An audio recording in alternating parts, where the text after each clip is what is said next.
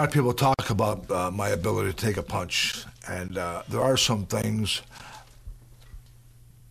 physically that you're born with that enable you to do certain things better sometimes than some other people. There's a reason why certain people run faster. There's a reason why somebody perhaps is stronger than somebody else. There's also a reason why somebody can punch harder than somebody else. There's also a reason why someone can take a punch better than someone else.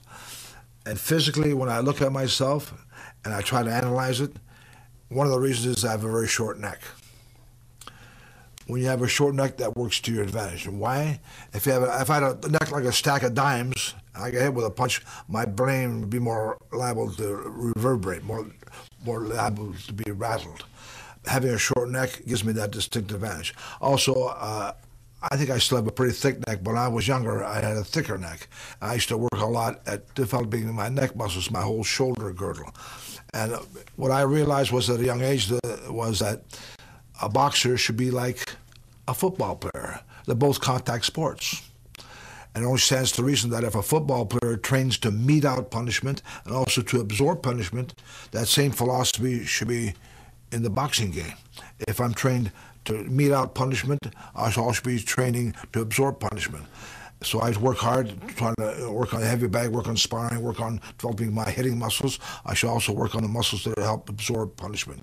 So I worked a lot on my shoulder girdle.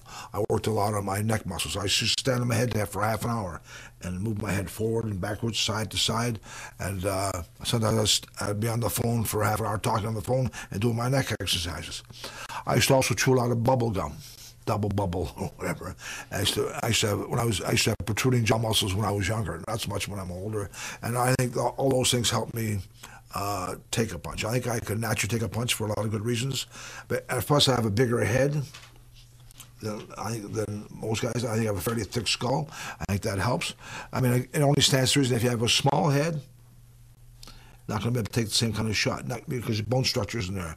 If you have a heavy bone structure, it works in your favor. And that's the kind of head I have. And I also have a short neck. And I also worked on my absorbing punch muscles, so my neck and my jaws. So that worked to my advantage. And maybe, who knows about nerve endings? Maybe there's other things in there that you don't really know about. But all I know is that I could take a shot a lot better than most guys for sure, and that helped me. And plus, I was a much better fighter defensively than I was ever given credit for. To be honest with you, if I could pat myself on the back that way, people say, "Why, are you kidding? You a defensive fighter?" Yeah, I hit very few punches on the vulnerable parts of my jaw, of my cranium. I most times when I got hit in the head, which is higher up, I wouldn't take many punches on more or less the vulnerable parts of my cranium, so to speak.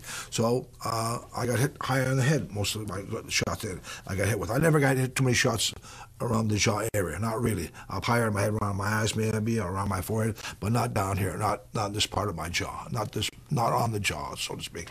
And I was lucky that way. And plus also the fact that I blocked a lot more punches than I was ever given credit for. Because I think if I got hit with 1/10 of the punches people thought I got hit with, the 1/10 of the punches that I was supposed to be hit with, I'd be in pretty bad shape. I'd be in pretty bad shape. But fortunately, that didn't happen. And for a fighter, I'm glad that